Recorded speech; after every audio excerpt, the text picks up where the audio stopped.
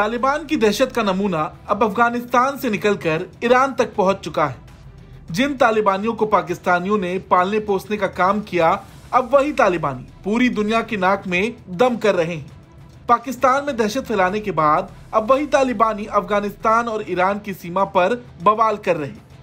ऐसा बताया जा रहा है कि तालिबान ने निमरोज प्रांत में ईरानी बॉर्डर गार्ड्स के साथ झड़प के दौरान एक ईरानी चौकी पर कब्जा कर लिया और अब उसी विवाद को लेकर ईरानी शासन ने वरिष्ठ सैन्य कमांडरों को उन क्षेत्रों में भेजा है जहां तालिबान अपने कब्जे का दावा कर रहा।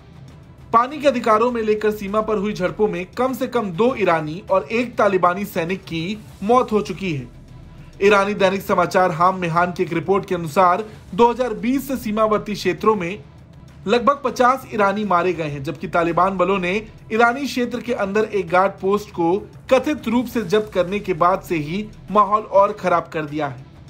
ईरान के कानून प्रवर्तन बलों के डिप्टी कमांडर कासिम रेजाई और ईरानी सेना के ग्राउंड फोर्स के कमांडर किमर्स हैदरी ने स्थिति की जांच करने के लिए अफगानिस्तान की सीमा से लगे सिस्तान बलूचिस्तान प्रांत की यात्रा की। हैदरी का कहना है कि अफगानिस्तान के साथ साझा सीमाएं पूरी तरह से सेना के जमीनी बलों के नियंत्रण में है और सुरक्षा पूरी तरह से स्थापित है। यह कई बार बताया गया है कि सीमा पर हमारी उपस्थिति का मतलब ये नहीं है कि क्या हमें कोई खतरा है, लेकिन सीमाओं पर सुरक्षा बनी हुई है। उन्होंने कहा, कभी कभी 2 सीमा रक्षकों के बीच मतभेद हो सकता है, जो एक महत्वपूर्ण मुद्दा नहीं है और स्थिति पूरी तरह से नियंत्रण में है। सीमा रक्षकों और जमीनी बलों में हमारे कॉमरेड इस क्षेत्र में पूरी तरह से हावी हैं और जब तक अफगानिस्तान की सेना अंतर्राष्ट्रीय नियमों का सम्मान करती है, हम आपसी सम्मान दिखाएंगे और अच्छे पड़ोसी की नीति बनाए रखेंगे। लेकिन अगर दूसरा पक्ष अनुपालन नहीं करना चाहता तो ईरानी सेना उसका सामना करेगी। वहीं उस क्षेत्र का प्रतिनिधित्व करने वाले पूर्व सांसद मोहम्मद बासित दोराजेही ने कहा, मैंने कई बार कहा है कि इस क्षेत्र के लिए स्थानीय सैनिकों का इस्तेमाल किया जाना चाहिए।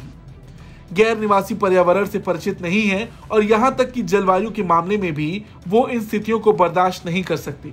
बता दें, सिस्तान बलूचिस्तान एक गर्म और शुष्क जलवायु के साथ 30 लाख से कम लोगों की आबादी वाली जगह है, जिनमें से अधिकांश जातीय बलूच हैं जो सुन्नी मुसलमान हैं, ईरान में शिया बहुमत के विपरीत।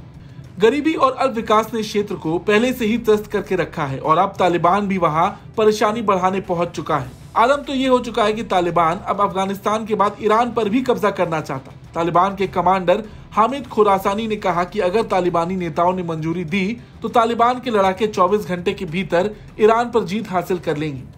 वैसे तो ये बवाल हेलमंद नदी के पानी को लेकर है। तेहरान और काबुल के बीच 1973 की एक संधि के तहत अफगानिस्तान में हेलमंद के रूप में जाने जाने वाली हेलमंद नदी से ईरान के पानी के हिस्से को लेकर पिछले हफ्तों के दौरान दोनों पड़ोसियों के बीच तनाव बढ़ गया और नौबत आपके सामने है। ईरान अफगान सीमा पर बरस रही गोलियां और ये धमकियां इशारा करती हैं कि आने वाले दिनों में दोनों पक्षों के बीच तनाव और बढ़ सकता है। आपकी क्या राय है तालिबान और ईरान के विवाद को लेकर? कमेंट करके जरूर बताएं। ब्यूरो रिपोर्ट, भारत तक।